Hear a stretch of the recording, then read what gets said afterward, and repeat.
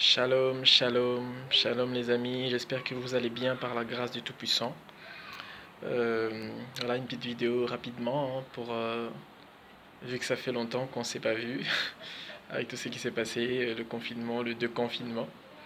J'espère que vous avez été épargnés par cette pandémie et que vos familles vont bien.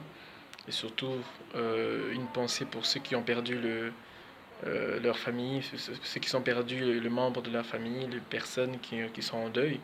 Vraiment que les très hauts vous gardent et qu'il soit vraiment véritablement le consolateur de vos âmes et que nous sommes de cœur avec vous et que vous soyez fortifiés dans cette période. Et voilà, hein, on revient encore une fois de plus pour penser, réfléchir un peu avec ce qui se passe aujourd'hui, avec ce qui se passe aux États-Unis, le sort du noir et les révoltes maintenant, les manifestations maintenant partout qui s'étend un peu partout dans le monde. Ici en France, partout, les gens se sont levés pour la cause noire. Une réflexion pour moi, c'est, ça fait réfléchir et c'est très bien à voir. Le noir aujourd'hui s'est levé pour son pays, pour son sort, pour son pays. Non, pour le sang versé, pour la mort de nôtre, la mort d'un homme. Aujourd'hui, on s'élève, ça fait quelque chose. Et ce qui est par contre un peu étrange, c'est la proportion ou la manipulation que ça prend derrière. On a l'impression que les masses sont manipulées. On a l'impression que derrière, il y a une force qui est en train de pousser les gens de faire ce qu'ils sont en train de faire. Parce que une personne est morte. Et ça, c'est indéniable. C'est quelque chose à condamner. Et moi, le premier, parce que je suis un homme noir. Mais on a pratiquement oublié qu'il y avait, il n'y a pas longtemps, on est en train de parler de milliers de gens qui mouraient dans la Méditerranée, par exemple. On n'est pas encore en train de parler des millions de gens qui meurent, qui sont morts dans la guerre au Congo. On n'est pas en train de parler de toutes les personnes qui meurent aujourd'hui avec toute cette pression en Afrique, par exemple. Alors, quand les gens sortent pour euh, revendiquer, la justice sur la mort de notre frère, oui, mais n'oublions pas que la cause noire va beaucoup plus loin que ça. Notre cause est beaucoup plus va au-delà de ça en fait. Et si c'est pour sortir et que nous puissions être manipulés par des gens et que derrière qu'on puisse finalement donner des sanctions parce que les États ils attendent que ça, hein, les États ça attend que ça. Aujourd'hui il y avait la pandémie, euh, on était pratiquement dans la loi martiale. Demain ou aujourd'hui il y a maintenant les manifestations de racisme. Ils vont profiter de cela pour créer encore d'autres règles et d'autres lois qui ira de toute façon contre nous. C'est le moment que les Noirs réfléchissent et qu'ils s'unissent. Nous sommes incapables de nous unir. Aujourd'hui, on voit combien c'est médiatisé cette affaire. C'est louche. Et pourtant, et pourtant la Méditerranée, quand les Noirs sont en train de se noyer tous les jours, personne ne filme ces images-là. Personne nous montre, vient médiatiser toutes ces choses-là. Alors, posons-nous des questions en fait. À qui profitent ces choses? À qui profite la médiatisation de cet homme-là, de la mort de cet homme, et qu'aujourd'hui il y a des manifestations des hommes noirs, même d'autres peuples qui manifestent avec nous? Où étaient-ils ces gens-là en fait quand on était en train de demander la justice? Où étaient-ils ces gens-là quand le nôtre sont en train de mourir dans le pays, au pays? Nos pays sont occupés.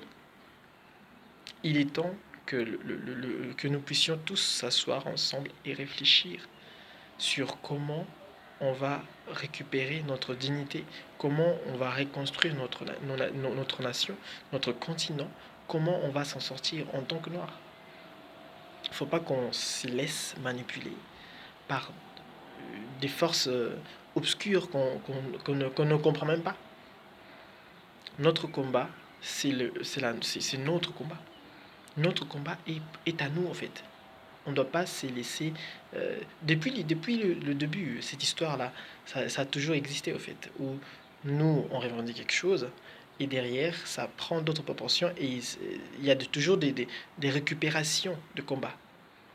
Les hommes noirs chantaient l'esclavage et l'oppression qui vivait aux États-Unis en chantant le jazz, le blues et le soul et tout ce qui va avec. Cette musique a été transformée pour donner naissance à une autre culture aujourd'hui qui chante quoi? Qui chante les femmes et la drogue et les armes, qui est devenu le rap d'aujourd'hui. Pourtant même le rap d'avant, c'était la revendication, le combat contre un système raciste et esclavagiste pratiquement. Donc posons-nous des questions. Euh, Essayons de nous asseoir et de définir nos objectifs, de définir quel est le combat qu'on va mener. Parce que la victoire des Noirs ne sera pas donnée par les autres. C'est impossible. Je ne vous demande pas de détester les autres nations. C'est impossible de toute façon de vous demander ça. Nous sommes un peuple qui est fait de la mélanine et des natures, on n'est pas fait pour exterminer les autres. On a eu la domination et le pouvoir plusieurs fois dans ce monde. On ne l'a jamais fait. On ne le fera pas. Parce que ce n'est pas dans notre culture, ce n'est pas même dans notre ADN. Même si c'est vrai, on peut se battre entre nous, on peut faire la guerre entre nous, mais on n'a jamais créé des systèmes pour oppresser les autres. C'est pas possible. C'est nous le premier à ouvrir nos portes et à accueillir tout le monde. On nous a appris les sciences, la médecine, la civilisation, les écritures, les maths, la poésie, la beauté, la spiritualité, l'astronomie. On les a appris tout. Et aujourd'hui, nous souffrons parce que on a été bon, comme on dit, trop bon, trop couillon. On a été bon envers les étrangers. Et il n'y a que nous qui sommes comme ça. Et même aujourd'hui, tu trouveras toujours de noirs pour défendre la cause des autres. Même quand son peuple est en train de mourir. C'est comme ça qu'on est. Et si on apprend, si nous comprenons et qu'on a appris de la leçon dans l'histoire, on va commencer à s'asseoir d'abord et à nous poser des bonnes questions et à définir notre combat. Au lieu de sortir dehors et d'aller revendiquer, ça mènera à rien. Parce qu'ils sont capables de donner justice. Et alors, est-ce que ça va faire partir les armées étrangères dans le continent, la terre de chaleur, l'Afrique? Non. Est-ce que ça va finir avec l'économie qu'on a installée, et la pauvreté qu'on installe tous les jours chez nous pour nous asservir? Non. Posons-nous des questions et ne laissons pas manipuler par les forces étrangères. L'homme noir sera libre par l'homme noir. Ça, c'était un message, c'était une réflexion. On doit pouvoir nous asseoir, nous unir, construire nos propres industries, construire notre économie, être communautaire, bâtir les choses pour nous, par nous, afin que nous puissions bénéficier aussi de la dignité, du respect. Quand vous sortez dehors là, si on décide de vous fusiller, qu'est-ce que vous allez dire? Qu'est-ce qui va se passer? Vous n'êtes même pas capable de vous unir pour un combat, un seul combat. On n'a rien, on possède rien. Mes frères, soyons forts et trouvons le temps de créer une synergie tout autour de nous-mêmes, qu'on puisse parler, qu'on puisse réfléchir, qu'on puisse nous donner les moyens pour y arriver. Voilà.